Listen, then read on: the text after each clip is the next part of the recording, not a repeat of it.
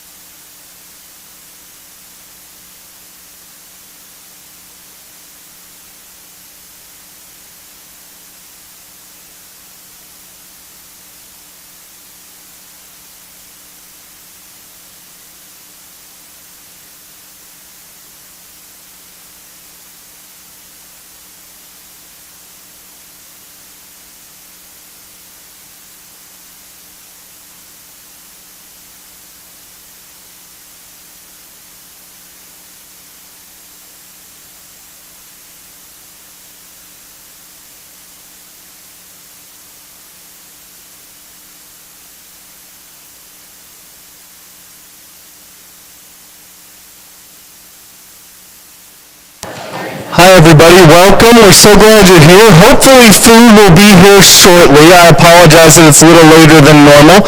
If you haven't signed in yet, please follow the QR code on the screen or the QR code on your agenda today. Thanks so much. We'll get started here shortly.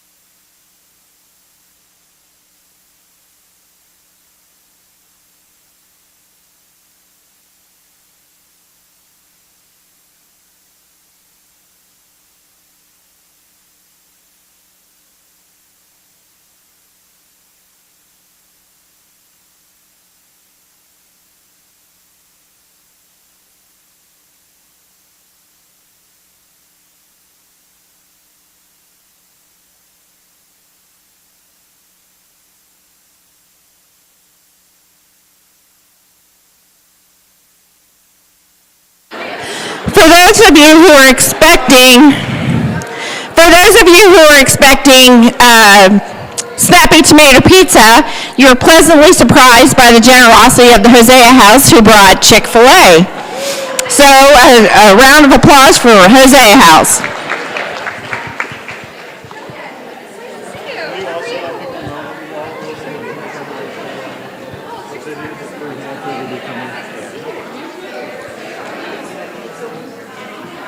There will be some pizza in case if we run out of Chick-fil-A, so never fear.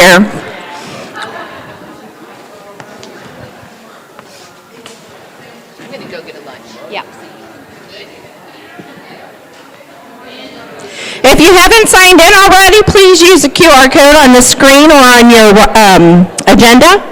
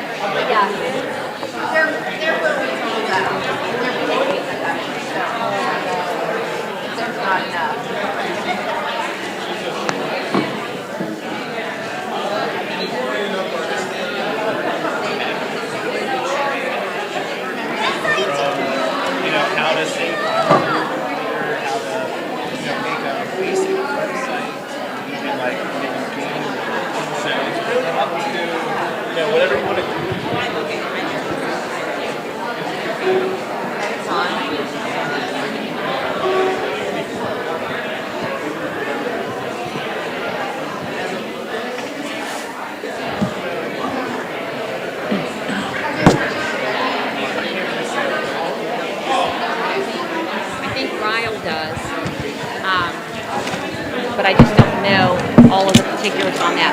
I'll study up on that also. Because we now have, I think we have 89 schools that have it. Good, good. I went through a sources of strength.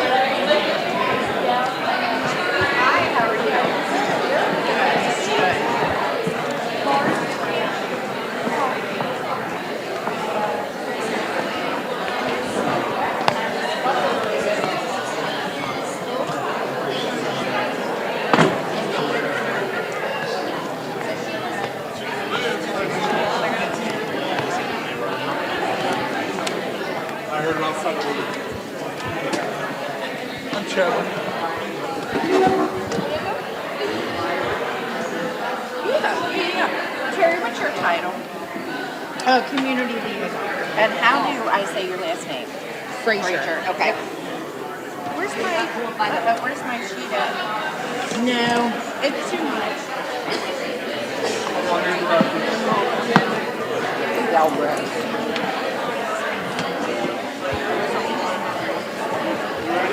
Yes. Okay.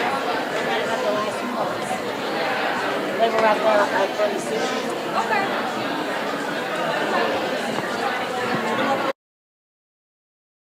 Let me get some plates. It's not. Okay. You get some plates. Yes. Thanks. Okay, we're going to go ahead and get started. Welcome to the March, I had to think of what month it is, March Safety Net Alliance meeting. So what we normally do is everybody pretty much has lunch, and if you did not get lunch, there will be pizza coming. So when it gets here, feel free to get up and grab your lunch. So what we'd like to do is we'd like to find out if there are any first-time attendees. If you are here for the first time, please raise your hand. We'll bring the microphone to you. You can introduce yourself and the agency that you're with. Linda, I'll start back here. I'll Okay. walk up towards you. We'll tag team it. Hello, everyone. My name is Savannah Buck. I'm the Programs and Services Coordinator at Be Concerned, so I work with Andy, who many of you, if not all of you, probably already know. Savannah's awesome. My name is Katie Thornberry. I'm a Service Coordinator with the Welcome House. I'm Cassandra. I'm also a Service Coordinator with the Welcome House. Awesome.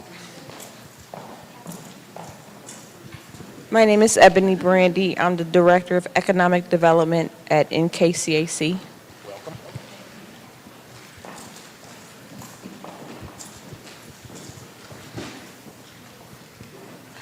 I'm Jillian Connolly. I'm a connector at Lincoln Grant Scholar House in Covington. I'm Felicia Ford. I'm a police social worker with Campbell County. I'm Kayla Sewell. I'm with Isaiah House. Perfect. We'll go here and then I'll turn around. Hi, I'm Sharice Laurier, and I'm with the Kentucky Refugees Ministries in Covington. Hi, my name's Jamie Collins. I'm the Daytime Navigation Coordinator at Emergency Shelter Northern Kentucky. Hi, I'm Shauna Kennedy, and I work for North Key Community Care, and I am a peer support specialist. Hi, I'm Rachel Elkins. I'm with Adult Protective Services. Hi, I'm Emily Oler. I'm with the Northern Kentucky Health Department. Hi, my name is Jenny, and I'm a student at Gateway, Human Services and Addiction student at Gateway. Anyone else? Anybody else? Linda, that was a lightning round. It was. Okay, well, welcome. We're so glad that you joined us and hope that you find the information and the networking beneficial and come back to the next meeting. So now we will run through committee reports. Aaron, do you want to do executive committee? Sure. I'll start with the executive committee. Welcome to all the new people. It's so encouraging when we have so many new people here. We hope you find it beneficial to the work that you do every day. And One of the things we really hope is that you make some friends here. What we've learned is relationships are often the key when it comes to our safety net. The more people you know, the more people you feel confident picking up the phone and being able to call from another organization, the more successful you can be and the easier we can make it on our end users. So really put that time in when you're here. Don't be hesitant to introduce yourself to somebody, ask for their business card, because that's what we want to create. The executive committee, our job is to set the strategic direction for the organization, to govern the organization, and to work on critical projects for the organization. A few things that we have going right now is we did finish our rewrite of our bylaws. We will be voting on those next month. So we'll just need a majority vote of those present. We'll send those out in the email with the minutes so that you can review those. They're pretty basic, but we haven't actually had bylaws in the past. So they govern how we make decisions, who can make decisions, and what we're supposed to do in our governance of the organization. So they're a big deal. We're excited to have them. We put a lot of work into them. So please review them and come ready to vote at the next meeting. Other things that we're working on, we're continuing with the revamp of the website. We believe it can be much, much more useful to all of you and to people that need critical care.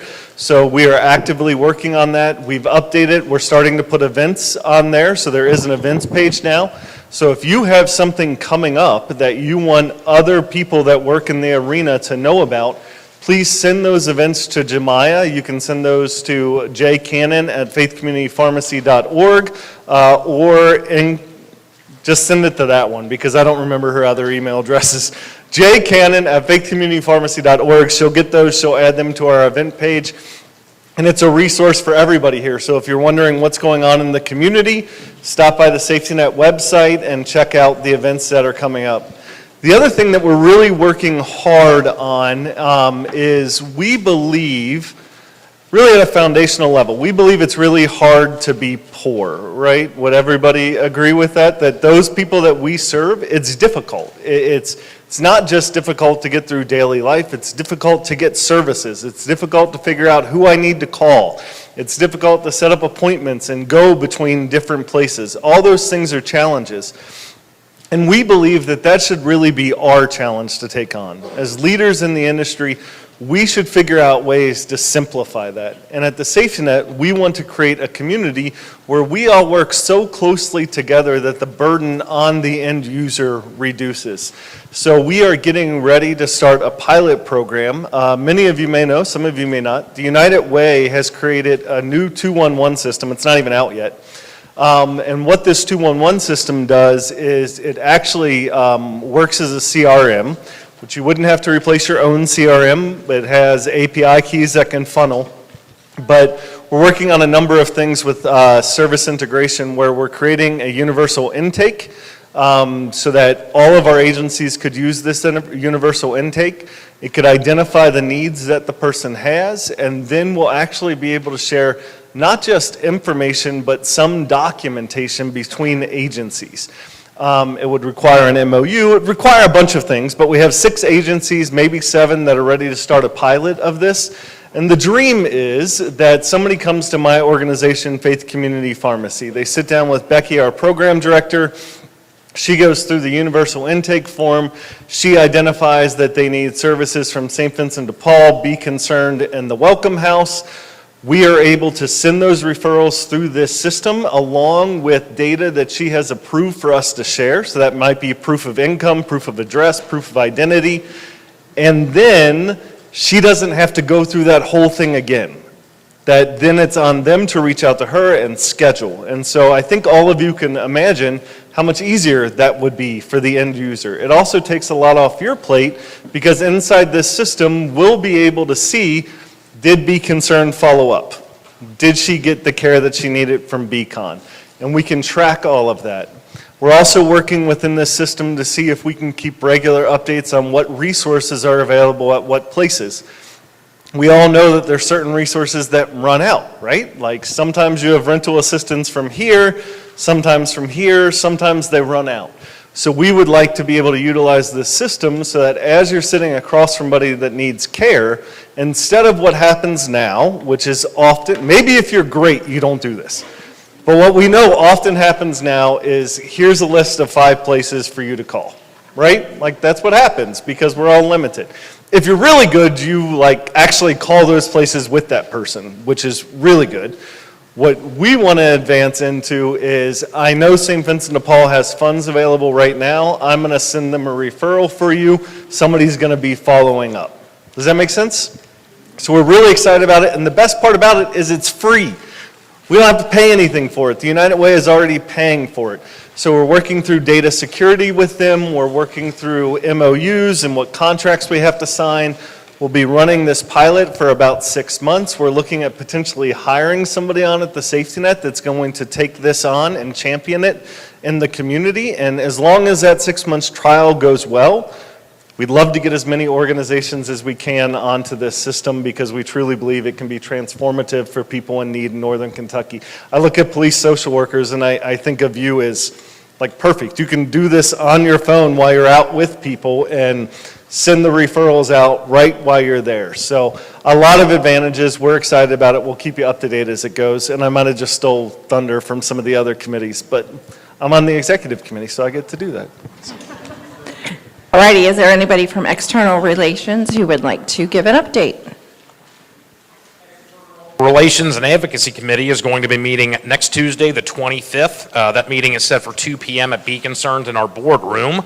Out of a request from the group, we know it's hard to be at meetings. Some people are tied to other things where they can't leave the office. I am going to try. I stink with technology, but we will have a Teams option for this, for the External Relations meeting. We do have the Safety Net, or the Safety Net Facebook page crafted. Jemiah, thank you for the logo.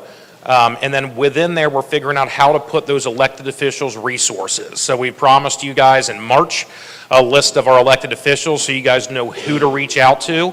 If Kim was here, she'd be able to explain it with me. There's a number of House bills that have been going through the state where we really needed advocacy from some of our executive directors. And then what we have to define is the difference between lobbying and advocacy. And the goal with the External Relations Committee, as people have asked, is we are not asking you guys to like steer votes. We are not telling you guys what to think. The goal of this group is to put out the facts of what's going on with the bills for you to make informed decisions of whether it's something you and your agency support or not. So we are not going to see the safety net as telling you guys this is good or this is bad. We are going to put the resources out for you guys to kind of make those informed decisions. So we are not lobbying, has been one of the questions. It is not a lobbying group. With that, you guys should get an alert. There'll be an alert that comes out with the link to the Facebook page, and then at future meetings, we'll have it on a QR code on a separate sheet for anyone who wants to join the Facebook page to please join it. And then hopefully that's where we will start to put more and more stuff that's going on. For example, Sarah from Welcome House put on the article about affordable housing and some changes going on in Newport with income-aligned housing. But those kind of news stories are what we want. And within that Facebook page is going to be your list of elected officials and how you reach out to them. And there is some really good technology where we don't have to update that. It actually tracks in real time. So there'll be like 3 or 4 different websites attached to the Facebook page on the resource link that will tell you guys who your legislator is, who your elected officials are, all the way down to the county level of who like the coroner is in your neighborhood if you ever need like a county burial for a client. So we are trying to keep it from county up to, well, we're not going to do city level. We are going to do county up to state. We are hoping that people do know who their city elected officials are, and that's the one thing that doesn't have the greatest resource in real time is our city elected officials. That's where we stand. Teams meeting March 25th, 2 o'clock. If people want to come in person, we'll be in the boardroom, and we will rock and roll with hopefully getting the QR code made and then the mass email out to everybody to join the page. That's what I got. Okay, thanks. Service integration. Anybody want to give an update from service integration? From what I know. Next month, so Service Integration has been working hard on this project with United Way. They've also been working hard on the universal intake form. Next month's meeting, they're going to come and present the template for the universal intake form, and it will be a lot of roundtable feedback to ensure what we have on there is what we need. We don't want to go live with something that doesn't work. So please be here. This is a unique tool that I think will be extremely helpful for all of us. And let me tell you where I think it'll be most helpful. I am lucky enough to be the chairperson of the SafeNet Alliance. I guarantee there are people in this room that work for organizations that I'm not sure what you do, right? I'm not sure, and I'm sure everybody here has this. If we can create this universal intake form that then has traffic routers that say, here's where you need to go with this, think of what that does to all of us in this room when we sit across from somebody. We can only recommend what we know about. And if we don't know, we can't recommend it. If we create technology that ensures that all of us know about it, think of how better connected our people can be. So please plan on being here next month. Please come prepared with what questions your organization needs when you do intake. Come prepared with here's what our organization offers so that we can really get this robust and great right off the ground. Thank you. I'm sorry? That is the third Wednesday of next month, which I believe is April 16th? April 16th, yes. Member engagement.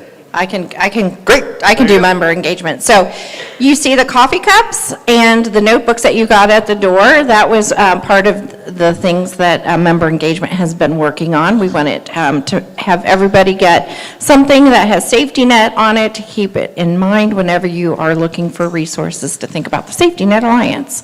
We're also we lay out the theme for the meetings each month, and then get the guest speakers. And what else? Well, we're also working on Safety Net 101, and we are meeting next Wednesday at 10 o'clock, and we meet via Teams. And we would love some more people on that team. We would really be able to use it. That SNA 101 is for new people that come. So you saw how many new people came today? You're getting a brief introduction to everything that we do, but wouldn't it be nice when you came in that said, hey, here's what the safety net does, here's some resources, here's your role, here's all that stuff. So that's what they're working on with SNA 101. We don't have community impact here, but I'll speak to what they're doing too. Yes, ma'am? I can do it. Oh, great, that makes me even happier. Do you mean you can give the update, or you can be on the member engagement team? I can do both if need be, but I'm already on 2 committees. So I am like Jenny's right-hand man on the community impact, and we talked about data last time, and I feel like I lost some people in the room. And while it is about data, it's about telling our story. How awesome would it be if we were able to say, Safety Net as a whole did this, and then celebrate our wins? And so that's what this committee is about. We desperately need more people, and we're excited for more people to be coming on. We have changed our time and location, and Jenny said that it was April 9th in the afternoon, and we were trying to meet in person because that's how she likes, but we will explore a Teams option.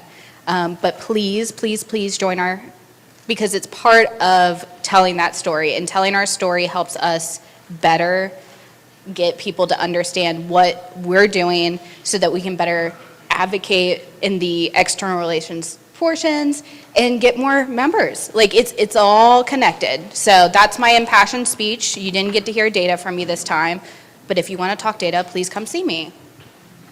Awesome. And if you want to join any of those committees, on the back of your agenda is QR codes to join. Crackers. Well, it's supposed to be on the back of your agenda, but I think you're in luck because I think I have a QR code that I can put up on the screen. Maybe. Let's see. And Aaron, we do have a sign-in up front if someone wanted to old school sign up if they wanted to join a committee, like the engagement committee. It's so much fun. They could put their email on that sign-up sheet and then put what committee you would like to join. We could also do it old school that way too. Or you can, yes, or you can just respond to any alerts and say, hey, I want to be on a committee. We also have affinity groups, which I do have a QR code, and the affinity groups are the groups that meet in certain topic types. So like I work in healthcare, I'm on the healthcare affinity group. We meet and talk about what's happening in the healthcare space, explore problem solving together, share resources, and try to look at collaboration. So we have a number of affinity groups, so I encourage you to follow that QR code and see if there's anywhere you would be a great fit.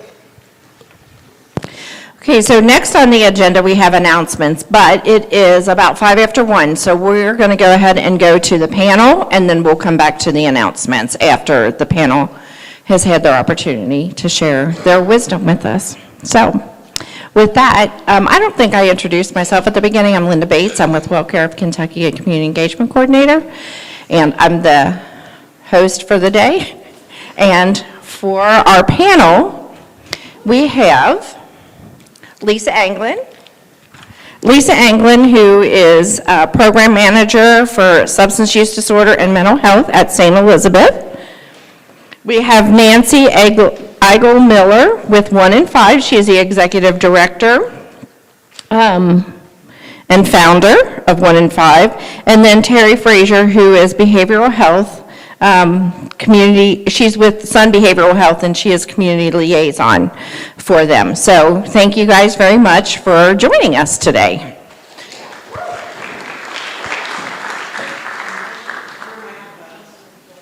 Oh, you all have microphones? Oh, you have one microphone to share. Sorry about that.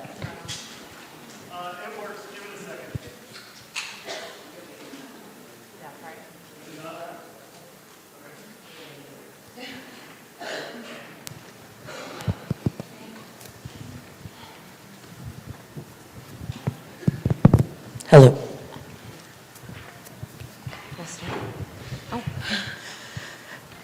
Okay. So, our topic today is emergency services, and we're going to talk about the different challenges and resources and programming that you all provide to the community. So, with that, this is Nancy, as I said, and Lisa, and Terry. So the first question is, what is driving the need for your services that the community needs to be aware of? Well, I think that we're all aware that the people that are have mental health illnesses or needs has continued to rise over time, especially after the pandemic. We've seen it rise significantly. Just as an example, we started our organization back in 2010, and our name is 1 in 5. Which indicated that 1 in 5 people struggle with a mental illness. That number now for adults is 1 in 4, and for youth is 1 in 3. So we've seen a significant rise, and I think people are a lot more open to the conversation than they have been in the past, and so the need is very high to do programming in that space. Hello, I'm Lisa Anglin, and I work with St. Elizabeth Healthcare. And I think probably in 2017 or 18, we had a community member come to the hospital and say he had lost his grandson who had died by suicide, and he said, what are you doing as a healthcare system to respond and to help families who are navigating this murky journey? And so we thought, well, what are we doing? So we created and began the Activating Hope team, which is what I'm representing today. And so what drives that is the increase in mental health concerns. So the Activating Hope team is similar to Safety Net Alliance, where Safety Net Alliance is focused on social determinants of health. Our Activating Hope team is focused on addressing and encouraging mental health wellness, as well as suicide prevention. And it's a group of community partners from around the region that come together to address these needs. We also maintain and update regularly a website, the Activating Hope website, which you can find by Googling St. Elizabeth Activating Hope, which has a checklist, and evidence-based programming. It has a checklist of signs and symptoms. If you think you may be having a mental health concern, a substance use disorder concern, or someone is having maybe suicidal ideation, there's a checklist that can go through there. And it also has some links to national resources as well as local resources. And so I will say to you also that when you go to that website and review it, if you want your organization or if there's something missing, please let me know that. We'd be glad to update that and improve it. Here you are, Terry. No worries. Hi, everybody. My name is Terry Frazier, and I work for Sun Behavioral Health. I don't think it's any real secret about the crisis that we face, and I won't just say in America. I'll say that it's all over the world, and I'm pretty confident with saying that. We are an inpatient psychiatric hospital, but we also offer PHP and IOP inside of our hospital. So with Sun, we've been around for a few years, not very long, but there's multiple hospitals. There's one in Kentucky, one in Houston, one in Delaware, one in Columbus, and then we also have an outpatient in Lexington. I think for us, what drives us is the need. It's a supply and demand, essentially, and a lot of people have came into contact with us in one form or another at some point in time, whether that referral comes from the hospital or the sheriff's office or CPS or whoever. We really do try our hardest to keep up with all the demands that our community needs.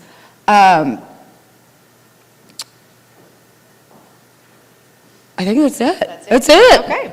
All right. Thank you. And at the end, if anybody has any particular questions, just save them for the end. Hey, Linda. Yes. The pizza is here if you didn't get lunch. Oh, okay. Pizza's here. Okay, so number 2, feel free to get up, you guys, if you're hungry. What are the primary challenges or barriers currently hindering the effectiveness and impact of your program? So I started 1 in 5 in 2010 after losing my husband to suicide, and I spent a lot of time just researching what was happening in that space at that time, and really there was very little education that was happening in the prevention area. So we looked at evidence-based programs that existed in the United States, and that's really what we've been doing. Today we work with about 310 schools in 11 counties.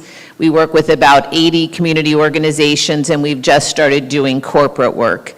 I have 17 people that work for me now, and the need is so high. Like, it used to be that somebody could call us up on Monday and we could do the training that week. We're now looking at May and June to do trainings, and sometimes we're even into the next school year. And so it's, I think people are willing to have this conversation more readily now. They really want to know how to prevent mental illness rather than that it's more of a reactive kind of situation as it's been in the past. And it's teaching especially young people protective factors. How do they keep themselves healthy? What are the things that are going to protect their brain? And I think that it's the youth, we say it all the time, the youth are going to change the conversation faster than the adults. They're much more open to the conversation. They're pushing really hard. They're pushing the adults to be more open and to do the programming that they need to do. But the barrier for us is that we're really picky about how we do it. I think historically in this space, it's been very preachy. It's been very scary. People are going to scare you when they're doing the training. That's not our approach to it. Our approach is that we want it to be a very interactive, discussion-based conversation, and that takes a personality. That's a certain person that can really interact with humans and can make them feel comfortable and can get them to talk.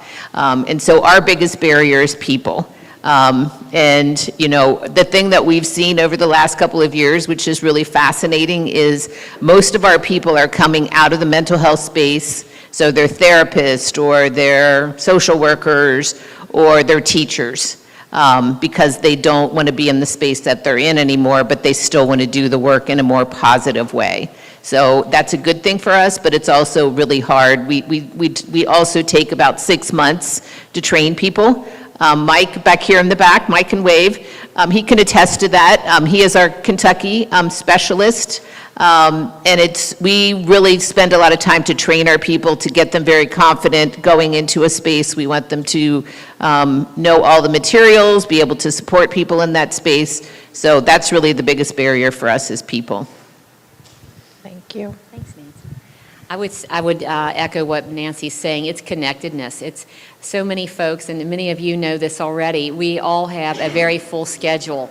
And so finding that time to step out of that schedule to connect with others, like we're doing here today, more connectedness, I think that's an issue for us. Reaching parents, we have lots of mental health programming happening in community settings or in school settings. We're doing a great job of teaching or instructing teachers and school staff to some degree students, but not in homes. How can we reach those parents? Those parents, like all of us, who have got just a crammed schedule, not only at work, but at home as well. So how can we reach those parents? How can we raise awareness? And I'm just going to say it, after what we've experienced here in Boone County, how can we raise awareness about social media in particular? And how can we build those partnerships between school and parents rather than having that be adversarial? You know, how can we support one another as we're trying to support and help our students? So those are some barriers that we're facing right alongside of every last one of us. I think we're all facing very similar barriers in that regard. I mean, I have to agree with you guys. I think the biggest issue that we face is people and stigma. The stigma around mental health is still very, very negative. And what we see a lot of the times are the parents aren't on board. We might have a kiddo come to us because they're experiencing suicidal ideation, but the parent says, no, they're not. They're doing this for attention. I can promise you, anytime that anybody says, I don't want to be here anymore, that you need to take it seriously. And I think that is the biggest piece around all of this that we're missing, is that stigma's still there, and that it's up to all of us to work together to remove that stigma away from mental health, because it isn't something that you should be ashamed of ever, and it shouldn't be something that you ever feel judged about by going and getting help for those issues. Again, that's why I think that it's so important for all of us to come together and work together and help to break that stigma away from it. I would say, to speak to that, probably every one of us, probably not every one of us at some point in our life will face a challenge that will really push us to our limit, and we really would benefit from extra help. There's not one person that's safe from that, I guess, and there's nothing wrong with it. We all need help. We all need help to get through life. It can be really tough.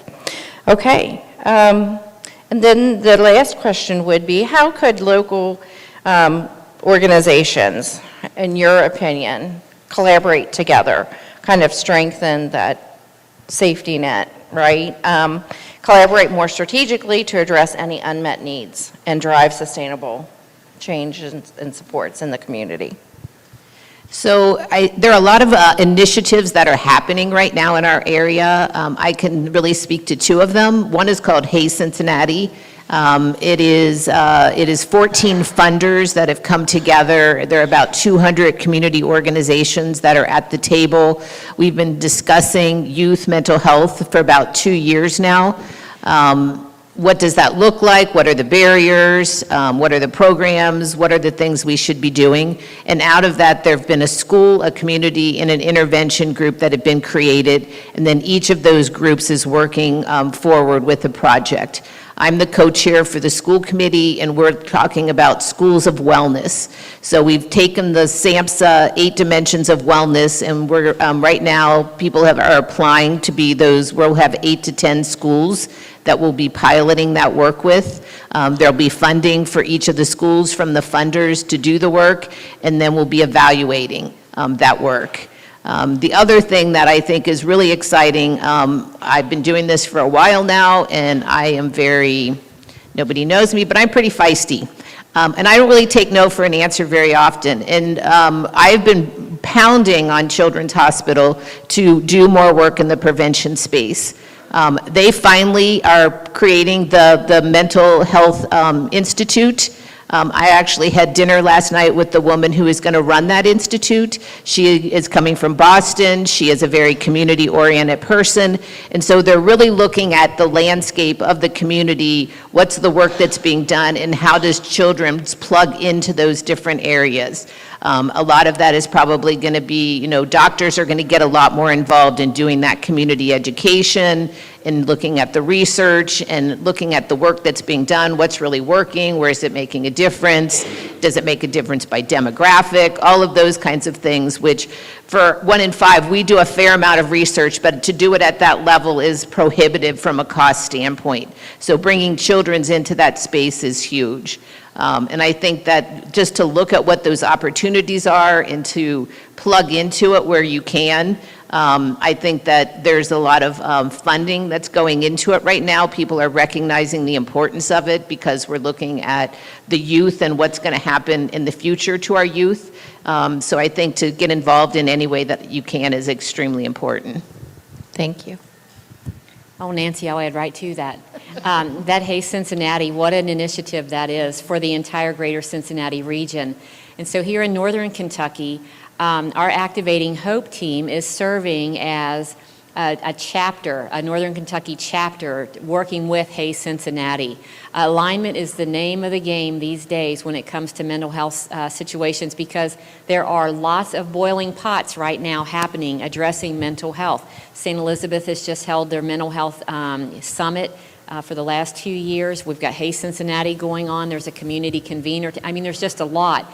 How can we bring these pieces together and streamline the work so that we can be effective rather than having so many different initiatives happening? So we have for our Activating Hope team, a core team, 3 of which are associated with the Hey Cincinnati for the schools, the treatment, as well as for the community partners and caregivers, as well as Larry McNabb, who's usually part of Safety Net Alliance. I don't see him today, but usually he's right with us for suicide prevention so that they can help inform the direction of Activating Hope. We're also very focused on, and Nancy and I were just talking about this, evidence-based programming. What can we promote and support that has been proven to be effective and helpful, particularly when it comes to our youth and helping to shape those developing minds. So that's the name of the game. Now, the way that we would invite you is anytime you want to come to be part of Activating Hope, certainly the arms are open. Come right on. We'd be glad to have you. If you have a program that would be beneficial to the group that focuses on mental health, suicide prevention across the lifespan, not just for kids, but across the lifespan, please let me know that. I'd be glad to schedule you as a presenter to be able to talk to community partners in one place in a very friendly and welcoming environment. Here you are, Terry. Thank you.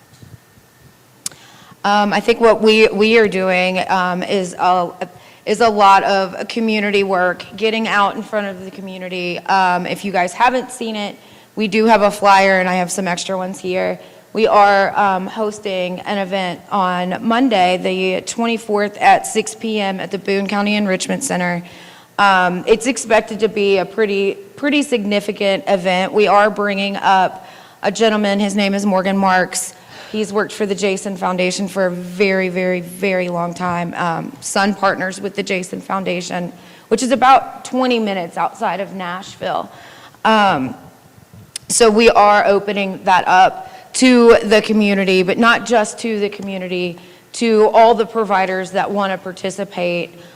We've made sure that we have room for everybody at the table, because right now where we're at, there's no time or energy to say, no, you can't sit here. We have to, and everybody has to learn to work cohesively if we want to be able to give our patients or our clients wraparound services and to be able to support them throughout the lifetime. I think one thing too, Lisa mentioned Larry McNabb, and he does QPR training, and I'm just sitting here, we're in a church right now, and I think sometimes people think that churches can be immune from that, but QPR does go into churches and they do training. So if you are connected with a church and you'd like to have that training, he would be happy to come and do that. I just wanted to know what time the event was with the first speaker that she has in Boone County, what time that event is for? 6 p.m. Okay, thank you. Does anybody else have any questions for the panel today? Just raise your hand if you've got one, and we'll come to you.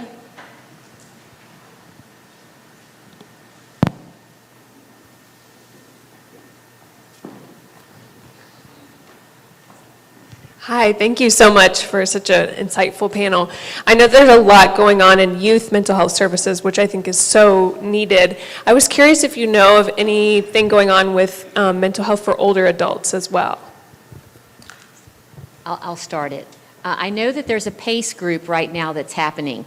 I don't know the name of that acronym, to be quite frank, but I know that they just have built a building in Florence near the Boone County High School, and it's specifically focused on seniors and mental health for seniors. But if you see me after this meeting, and I'll take your email and I'll send you information about that. Yeah. Do you have more, Terry? I was going to say PACE. The same? Yeah. Yeah, very good. Any other questions? Oh, Nancy. I was just going to also say, we are actually doing a lot of that training right now in that older population. Our community involvement, probably over the last, 4 months, has done a huge amount of work in that space. So if you're interested, I can talk to you as well. Fantastic. Thank you very much, Nancy. Linda, I'll say this too. Okay. Yesterday I learned, and here's a little quick fact, white men over the age of 60 living alone who don't have a neighbor within 1 mile of their home are at the highest rate of suicide. I just didn't realize that, but learned it yesterday. So there's a quick tip of the day. Because we don't know how to take care of ourselves. You know, that's exactly. Yeah, they said they're less connected to services, less likely to get care. You know, yeah. Yeah, there you go, Aaron. Are there any other questions, any other comments that anybody would like to share? Okay.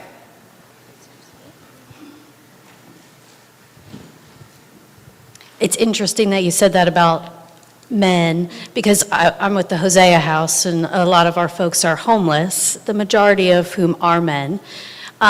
Generally speaking, when we're dealing with someone who you can tell is struggling with mental health, we'll talk about Sun Behavioral, we'll refer them to North Key. But like for our homeless population, no transportation, all of those kinds of things, any suggestion? I mean, we find ourselves making the referral, and we try to give them the resources to the best of our ability, but we're a soup kitchen, as you know, and so any thoughts on that? Yeah, so at Sun, and a lot of people doesn't know this, with our PHP and our IOP programs, we do offer transportation to and from the IOP and PHP, and that's within a 25-mile radius around Sun. So Sun sits right there in Erlanger, so it's north, south, east, west. As long as it goes within that 25-mile radius, we can pick you up, we can take you home, we'll make sure that you eat while you're at Sun, and you'll get programming all day long. Can you tell us what PHP and IOP mean? Yeah, partial hospitalization is PHP, and essentially that is a step down in the level of care. The highest level of care is when you're coming into inpatient for that acute mental health stuff that's going on. Once we can kind of see where your baseline is, or the suicidal or homicidal ideation is gone, or they come out of their psychosis a little bit, that's when we can start to work on and towards dropping them down. Nobody should be in an inpatient acute facility for a very long time. You are going to regress. You should never be in a lockdown facility like that unless you are a danger to your community or yourself, right? So ideally, when you come to Sun, you're there anywhere from 3 to 7 days. That's long end. Our discharge planners have been talking to every single person that is in the Northern Kentucky area about levels of care, and that the next thing that we would recommend is a PHP level of care. That is all-day programming. Essentially, it's like having another job. It is all-day programming. We have therapists that work very closely in the group setting to make sure that they're working on coping skills and making sure that you're connected to resources that you need. You can see our doctors, our psychiatrists while you're in that programming still. We have a pharmacy inside of Sun where we can take you over, we can get your medication for you. The next level of care after PHP, after that partial hospitalization, is IOP, which means that scheduling drops down. So you go from 5 days a week from 9 to 2:30 to 3 days a week from 9 to 12-ish. Again, we'll still pick you up, we'll take you home, we'll still make sure you eat lunch with everybody, and you're still getting 3 days a week of programming. And again, it's about the same programming. So it's just those coping skills and how to deal with life and connecting you to those ongoing services. Because we don't want you to leave IOP and you not have an individual therapist and you not have a psychiatrist and you don't have a primary care doctor to go see. We want to make sure that you have all those services when you leave us, that you can continue dropping down levels of care as needed. I'll say three things here. Four. I'll say four. The first one is, Hosea House, you're so much more than just a soup kitchen. You guys provide so much for so many. Yeah. I've done some work there in the past and just amazing. But at any rate, let me go back to this. And I believe I saw Brianna here. Northern Kentucky Helpline. Anyone can call that helpline to say, hey, I've got a man here before me and this is the issue. And I tell you what, those women will sort that out and they'll connect you to the service that's appropriate and to help you with that. Are you referring to 988? It's not the 988. Okay. It's the Northern Kentucky Helpline. It's Amanda Peters. There's Brianna, and she'll know the number offhand. I can't call it. Brianna knows it. It's 859-415-9280, and we operate 8 a.m. to 4:30 Monday through Thursday, 8 a.m. to 8 a.m. to 8 p.m. Monday through Thursday, 8 to 4:30 on Fridays. We don't operate on the weekends right now, but people can call and leave a voicemail, and Julie is our main phone person. She's incredible. As Lisa said, she's very diligent about getting people connected, and she will check those voicemails. She's very good at following up with people. We don't like to just give a phone number and send them on their way. We like to make sure they actually get what they need. So, Can you give the number again? 859-415-9280. And I do actually have to leave in just a few minutes, but I'll put some of our stuff on the back table. I would say next to Safety Net Alliance, this is the most comprehensive resource list that I'm aware of, particularly when it comes to substance use, mental health concerns, that type of thing. Safety Net's resource list may be more comprehensive when it comes to social determinants of health. Aside from that, I will say also the 988 with Northkey for suicide intervention, certainly. But then the other thing I want to say to you is St. Elizabeth has a health ministries team. Marlene Fagan leads that. I don't know if she comes to Hosea House or not. I'd be surprised if not. But they do basic care and basic connection to care for individuals, particularly indigent individuals. And then the last one I'm going to say is Laura Rigg, right here in the front, and that is St. Elizabeth's social workers are embedded in every primary care physician office. So if I go to the primary care for sinus infection, but I'm also having depression and I haven't eaten for a couple of days, they're going to have a social worker there that will, as soon as I say, yeah, I feel kind of blue, I'm depressed or whatever, they'll come in and say, hey, what's going on? And to talk with me. And then if I say I haven't eaten for a couple of days, they're going to say, well, hold on, we got a box lunch for you right here. And they're going to hand it to me while I'm sitting there. They're not going to say, hey, come back in a day or two and we'll see if we can round you up a sandwich. They'll have it ready to go. The social works that are embedded in those primary care offices, just incredible. What a resource. And Laura knows so much more about that. We also offer short-term therapy services. Anyone that has a primary care doctor at St. Elizabeth. And we do have transportation as well that we use, so if someone cannot get to the office, the mental health therapy is considered a doctor's office visit, so it can be covered by insurance. And we also have grant funding that can help get the patient to us for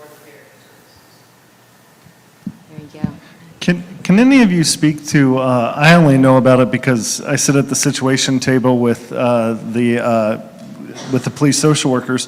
Can any of you speak to Tim's Law and how that's impacted, Tim's Law? Tim's Law? Mm-hmm. Do you know, or can a police social worker speak to it? Yes, thank you. I think it's an important piece that I've learned about recently, and I think it would be good for all of you to know about. We did actually, we spoke with Kenton County yesterday at our CIT meeting, and I think got some really useful information, so hopefully I can better inform our conversation for Monday. But, so Tim's Law is, what, it came out in 2017? It's been a while that it was enacted by the judicial folks, but recently, Kenton County has been trying to pilot the program, and basically it acts very similarly to Casey's Law, but is specific to mental illness. At this point, the way that Kenton County is doing it is they are needing referrals to be sent from eastern states specifically, so it's more long-term chronic mental illness. But basically, they get them involved in the court to then mandate treatment services, and there isn't a contempt component, so it's not like they're at risk of going to jail if they're not following those treatment services, but they will then be sent back to residential if they're not following through. We were talking about it with the Campbell County judges yesterday, that we will hopefully be able to reach out to some folks to try and get it started in Campbell County. But yes, are there any specific questions or something you? Can you just explain what the law is, the involuntary, why it's important? Yeah, so it is utilized in situations where folks who have severe mental illness, long-term mental illness, who are refusing treatment or are not engaging in the services that are offered to them, it's an involuntary program for them to then participate in those services and get the long-term treatment that they need. Strictly outpatient. Strictly outpatient unless, yes. Diagnosed, yes. And it's outpatient services. The only time that it would ever be residential is if they aren't fulfilling the treatment services established by the court system, then they would be sent back to a residential treatment facility. Yeah. Very much like Casey's Law, file the petitions, friends, family, loved ones can certainly do that. You do it through the county attorney's office or the clerks in your court system. So for Kenton County, how I understand they do it is you can just go to the clerk's office down there. They'll get you connected with the county attorney, and then she'll kind of walk you through that process. So where I see it might interact with all of us is, so you can have an involuntary admittance, but that only lasts for 72 hours, and then the person is released. If we're working with individuals who they themselves have untreated mental illness, or a family member recognizes that they have untreated mental illness, and that is becoming a danger to themselves or to other people, this is an avenue that mental health treatment can be forced upon them, because we know that, just like you were saying, there's still a stigma. Many people just refuse to be treated, or their mental illness tells them that they don't have a mental illness. So certainly not for every case, but I know that the police social workers come across it often as, boy, this person really needs help, but they won't put themselves there themselves. What way do we have to help this person get some assistance to get their life back to thriving again? More than welcome to reach out to them. If you didn't hear that, yeah. So Kenton County said that you can reach out to them if you do have questions. They said that their pilot program has been very successful. I think they have 4 current cases, and they haven't run into any complications, any issues. The biggest barrier that we are facing in other counties is getting the funding from the programs to then fund their treatment services. So we're trying to kind of troubleshoot how we can go about doing that. Thank you. Are there any other questions, or is there anything you wanted to add to any of that? Panel? I got it. Thank you. I work for Boone County Schools, and I'm sure other districts are seeing the same thing. So we're seeing some very severe issues with our preschool and primary age students as far as their behavior and undiagnosed mental health needs. But there doesn't seem to be anything out there to assist schools and parents with kids that young. And so I was hoping that maybe you would have some suggestions for us, for school people and for their parents. I've got an immediate suggestion for that, and it's the best resource that I know.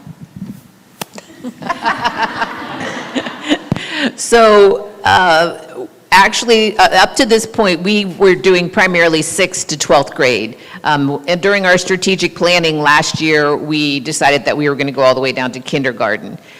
So, right now, I don't have an answer for you today, except for one thing. Sources of Strength is one of our primary programs that we use. They have a curriculum-based program that starts kindergarten up to 6th grade, and it is the best program out there. It's something that you can do on a consistent basis in the classroom. It's teaching protective factors, building resiliency, that type of thing. The state of Kentucky supports Sources of Strength in a big way. So that would be the program that I would recommend. I will say that in the summer, that's what we're going to be working on, to look at other programs that we can do in the fall. So if you want to follow back up with me in the summer, I can give you more recommendations. Is anybody from Ramey East up here? Ramey East up. So they will work with kids, not necessarily an age limit. I was speaking to a therapist at your guys' event the other night that was there, and she was working with a mom and a 2-year-old. So that surprised me, because you don't hear of very many providers that will see smaller children. It is very hard to diagnose a child that young, first off. Second off, you don't want to misdiagnose and then that child carry that diagnosis throughout its lifetime, when it very well could be anything else. So working with that younger population is very tough. I'm really pushing everybody that I can to implement some kind of play therapy, or hand-pick a therapist that's their forte. It's very hard to find somebody that will do it, but we are pushing. We do know the need. That is one of the bigger needs in Northern Kentucky, is to bring someone here that will be able to work with that younger generation. It is on our radar. It has been talked about, and we would love to see it as well, but I do know that there is a therapist at Ramey East Step that will work with kids, at least 2. And I'm Chunk. There's Chunk and there's DCCH, and it's 4. Yeah. I'll know 2 more that. What I heard back from Chunk is they will work with students that young. I have DCCH. So I'll have 2 more to add to that, and one of them is. DCCH, just looked on their website, says 4 to 64. Chunk, do you know the ages that they said they're comfortable working with? I can reach back out to Adam Rowland and ask, but I don't off the top of my head, no. The other 2 programs that I'll know about that I would look at as a school system in particular, and it's online, and the one is Character Strong. It's evidence-based, and it's a program that can be implemented within a school system. I would look at that Character Strong for certain. The other one is Life Skills, Bodvin, B-O-T-V-I-N. It's Life Skills. I know that we've worked with schools in the past who have implemented the Life Skills program very successfully, and it's well received. Character Strong, and then Life Skills is the other. Okay. If there are any other questions, then go ahead and maybe address those individually at the end of the meeting, as we're getting close to running out of time. So now let's take the next few minutes and give announcements. Do you want to thank our speakers? Oh, yeah, I guess I could. Thank you very much, you guys. Everybody give them a round of applause.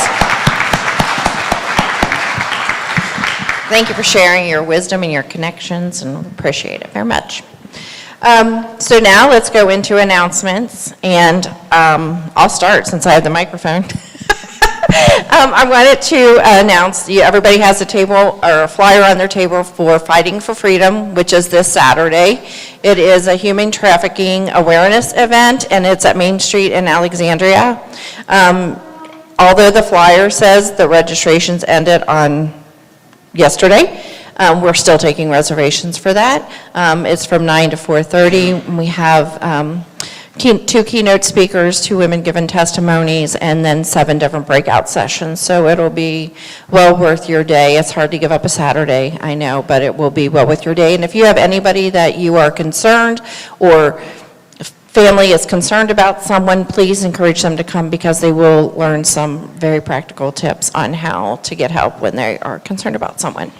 Thank you. Linda, I'll take it next. So a lot of people have asked if the Postal Carriers Drive is going on this year. That is the Stamp Out Hunger National Food Drive. It was threatened to maybe go away nationally. It is back. We have heard from our local post offices. There's not a ton of room for extra charities to come in, but on Saturday, May 10th, is the day for all of you to leave canned goods at your mailbox, and then your post office will pick those up and take those to one of our, they're all safety net partners actually, so they will go to one of our safety net partners doing food. So please spread that word. Be Concerned social media will put that out. We'll put out an alert as well. On the second fold, Easter is coming up right around the corner, and I know one of the things Be Concerned has not done the best job of for 5 years is maintaining holiday presents outside of Christmas. So Savannah and our team have done a great job, but we are bringing a real Easter program back to Be Concerned on Saturday, April 12th. So Saturday, April 12th, we are having the Easter Bunny. Papa John's is going to serve pizza. We are going to give people Easter baskets, and what I'm proud of is we're going to offer spring family photos for people that need family photos updated. Any of your families that you work with in that program, we're doing Easter baskets from children ages 3 to 12.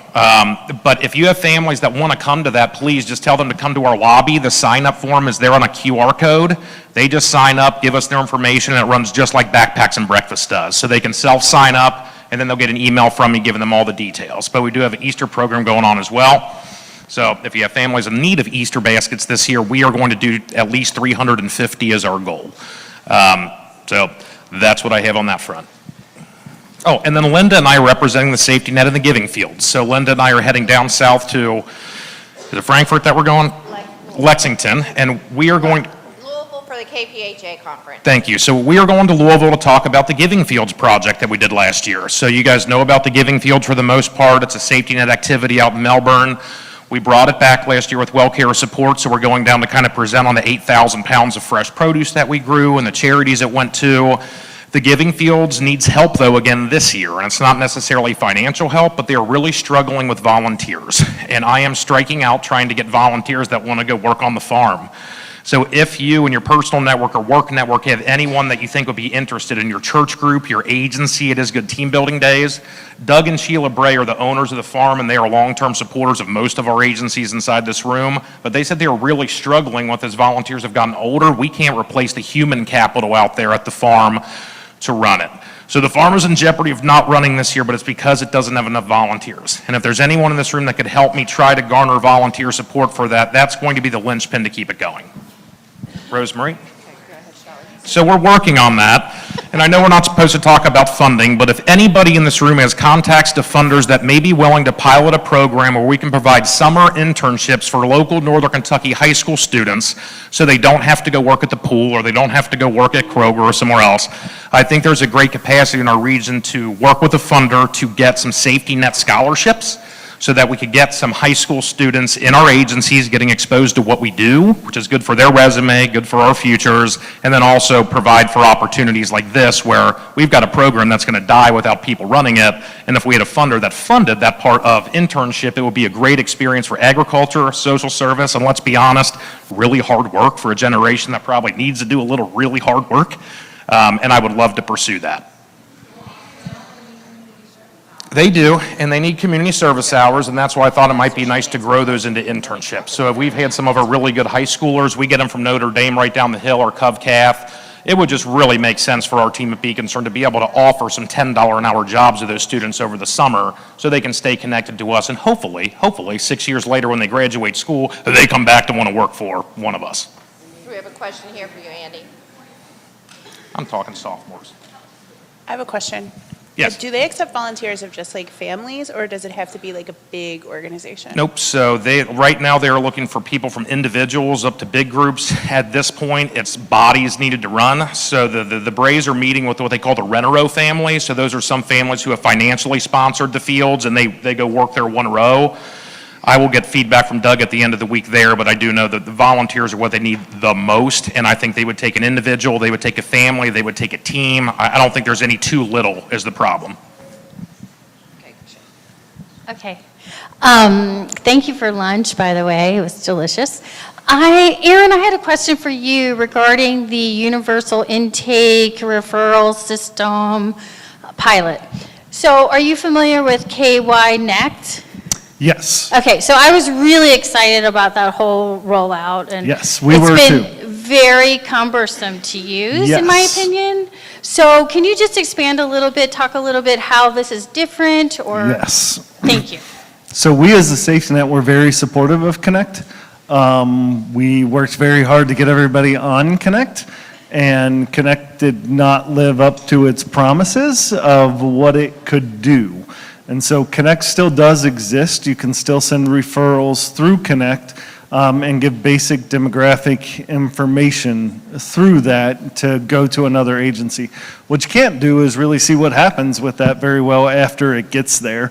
And it still can be burdensome. The big difference on this is, one, it's extreme. The executive committee has all sat through showing us how this works. It is very customizable, so what we'll end up doing is we'll create a closed group that's called the safety net, and then what it does is, I could go on for this for days, and we'll probably end up having a thing, but what it does is it allows customization at the organization level, customization at the group level, and then you can even take it down into smaller subgroups. And what that allows you to do is share more information across agencies than what Connect allows you to do, so that we can reduce that burden. Things like sharing proof of income, proof of residency, even some basic intake questions that you might need to ask. We can do that when they sit down. Our ultimate dream, I'll tell you what the end goal dream is. The end goal dream is somebody walks into any one of our agencies, they sit down, they go through the universal intake form, and while they're sitting in front of them, they can get them signed up for services at another agency. That's the ultimate dream of where we want to go, so that you have single point of entry at any one of our agencies you walk into. That's where we want to get in Northern Kentucky. This system will allow us to eventually get there. It's going to take steps. And so what this does that Connect doesn't is it allows customization to put the universal intake form in, allows more shared data across organizations, it allows individualized control across organizations. It also has, and this is a really big deal for a lot of us, it allows intake without logging into the system. And so what can happen is, let's use St. Vincent de Paul as an example. If you're familiar with their model, they're very volunteer-based. They go out to individuals' homes. Well, you don't necessarily want them logging into the system to see all the stuff. What you want them doing is doing the universal intake and sending the referrals. So there can be an external web address that they'll go and use, put that person into the system, that will get sent out, and then the employees of St. Vincent de Paul can go and then track what's happening with that referral and see where that person ends up going. So it's a lot more customization, it's a lot more control, it has the background API keys, it accounts for using volunteers, it accounts for different access levels. One of the problems with Connect is just getting on the system, and then getting logged into the system is also a headache. And so this offers multiple ways around that and different access levels for individuals within organizations. So just a lot more data that can be shared, a lot simpler to use, a lot more customization, and a lot more levels of usage based on what's happening in individual organizations.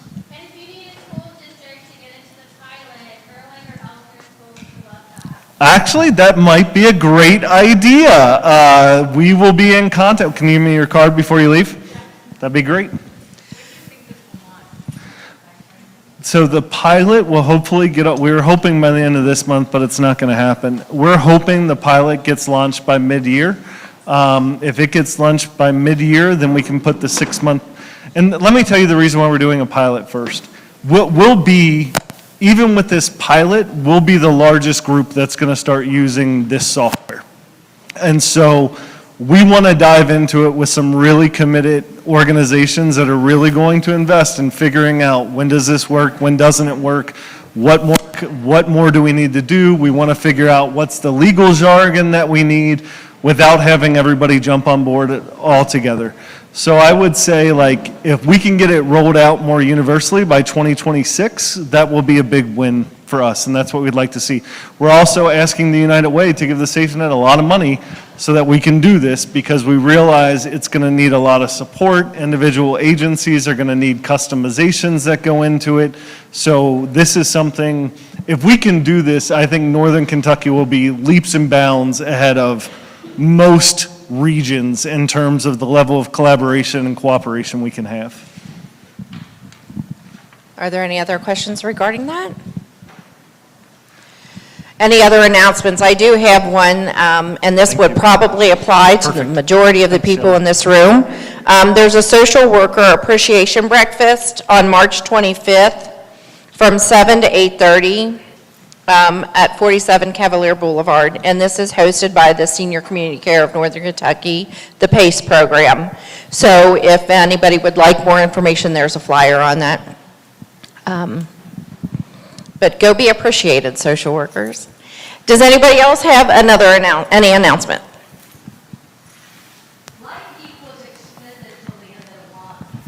LIHEAP was extended to the end of the month. Vicki doesn't like to use a microphone. Tomorrow, if you want to rearrange your plans, trauma-informed care, we have a 9 to 4 all-day trauma-informed care training over at the Campbell County Library in Newport. You will be provided snacks and pizza and a robust information session. It's going to be hosted by FNC. It's part of our credential. So if you want to rearrange your plans, I know I have many meetings tomorrow, but I'd love to just do it instead. So if you want to do that. Thank you. Anyone else?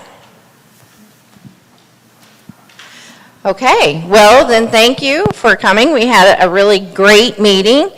Just please make sure you clean up behind yourself, and thanks for coming. We'll see you next month.